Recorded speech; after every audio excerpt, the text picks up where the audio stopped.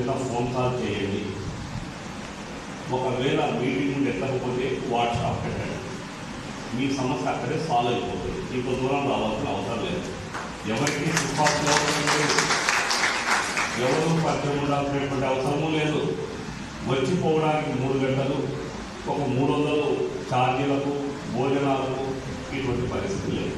దయచేసి మిత్రులారా ఒకటి అర్థం చేసుకోండి. మీతో పాటు ఎంత పెద్ద, ఫర్ ఎగ్జాంపుల్ ఈ పూర్వమామిల ఎంపీకి మీరు పిలుచుకొచ్చినారు అనుకుందాం.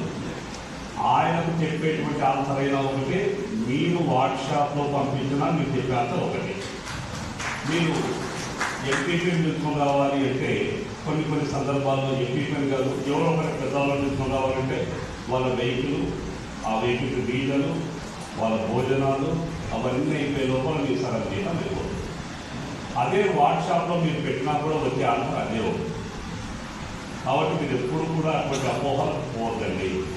డిఈఓ అన్నటువంటి వ్యక్తి అధికారి కాదు, ఉపాధ్యాయుల మిత్రులు మరియు సేవకుడు అంతే తప్ప వేరే రకమైనటువంటి కాదు.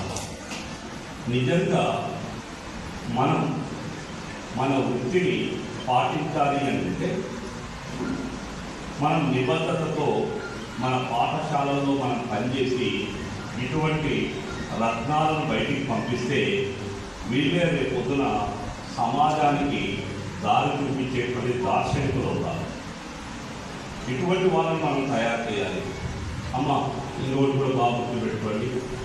ప్రతి ఒక్కరూ తప్పనిసరిగా యూట్యూబ్లోకి వెళ్ళి కడప వార్తను లైక్ చేయండి, సబ్స్క్రైబ్ చేయండి. ఇట్లు మీ జి రమణయ్య, ఎడిటర్, కడప వార్త.